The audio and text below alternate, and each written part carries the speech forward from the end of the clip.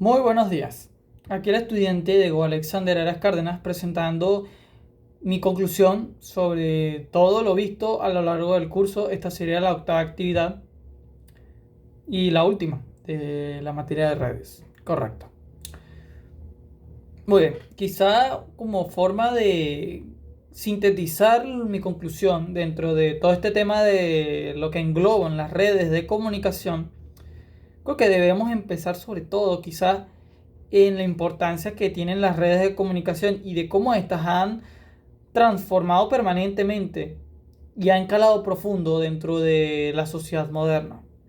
Ya no hablamos solo de cómo ya se establecen como una necesidad esencial, ya que con ello también se engloba lo que sería el acceso a la información, la comunicación, el libre ocio y entretenimiento, etcétera. Muchas necesidades que a día de hoy las tenemos facilitadas al alcance de la mano, necesitando solamente un dispositivo y acceso a Internet. También cada vez podemos observar que el mundo está mucho más interconectado.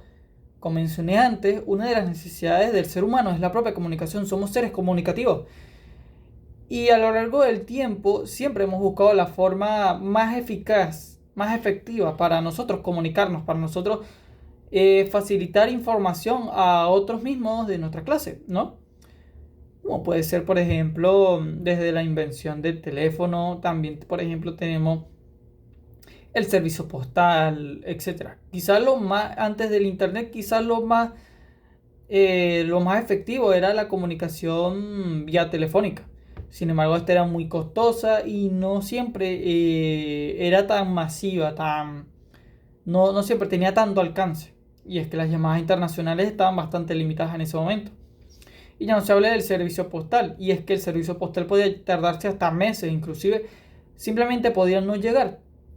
Entonces no era práctica, no era efectiva y estaba muy sujeta a los tiempos y perjuicios que puedan suceder, que puedan entorpecer o que puedan evitar la comunicación efectiva.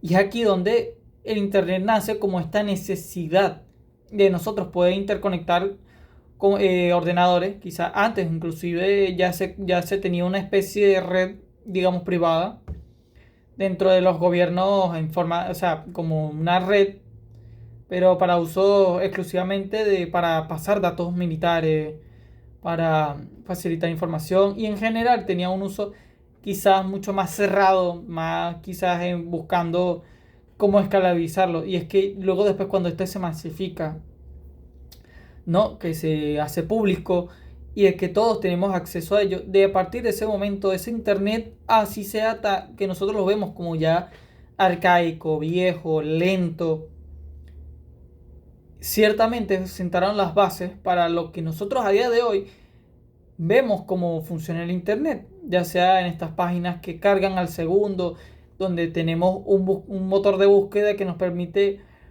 seleccionar entre millones y millones de resultados el que nosotros vemos que nos sea más conveniente, ya sea páginas web, ya sea la facilitación de documentación en forma de archivos PDF, Word, etcétera.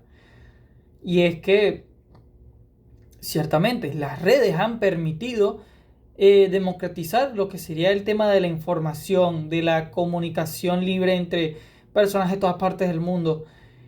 Y esto es quizás el tema más interesante, el impacto que mismo ha tenido dentro de nuestra sociedad, como una herramienta que en el mejor de los casos y en pro de toda la comunidad internacional, ha permitido tantas cosas buenas, pero que ciertamente también posee quizás un lado más negativo. Como puede ser, por ejemplo, todo el tema de los ciberdelitos, de todo lo que es el tema de los virus, todo lo que es el tema del robo de información, etcétera.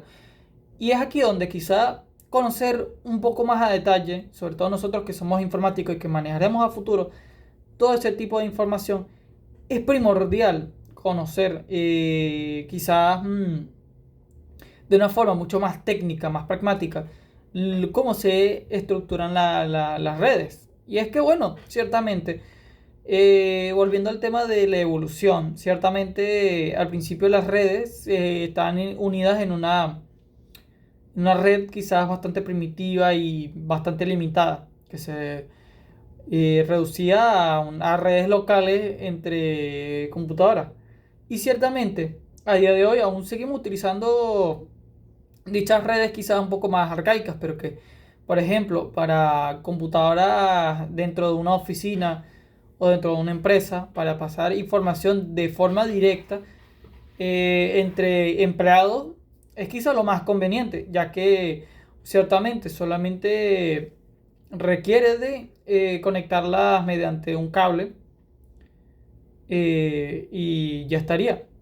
Ciertamente también, por ejemplo, tenemos quizás una mucho más amplia, mucho más masificada, como sería el Wi-Fi. Y es que ciertamente este tipo de conexiones inalámbricas a día de hoy son cada vez mucho más masivas al punto en el que ya incluso se está hablando de a nivel satelital de como puede ser el tema de la conectividad Starlink, la cual tiene como principal objetivo el que esté establecida en todas partes del mundo y que en todas partes del mundo tú puedas conectarte al Wi-Fi como si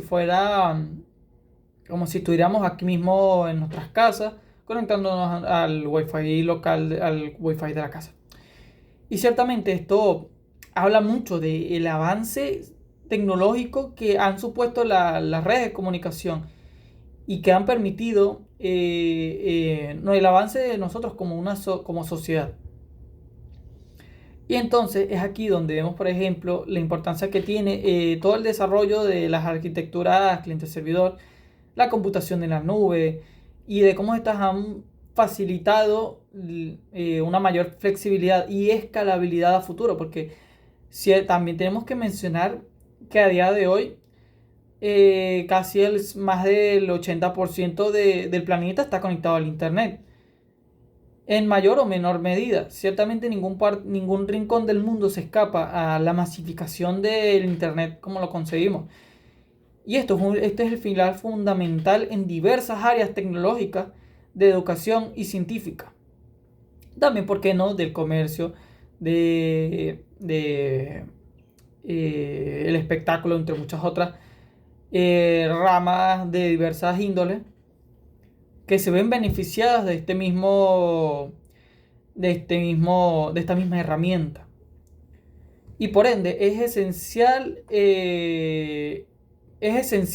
partir de lo que sería el propio diseño de las redes para que éstas sean lo más eficientes y sostenibles posibles, ya que de no haber sido así, probablemente estas hubieran colapsado desde hace tiempo y aquello hubiera supuesto quizás una catástrofe mundial, haríamos de que estaríamos incomunicados, inconectados y ciertamente es quizás una visión bastante fatalista y que no vemos quizás los efectos y consecuencias que tendrían socialmente a lo largo de todo el mundo.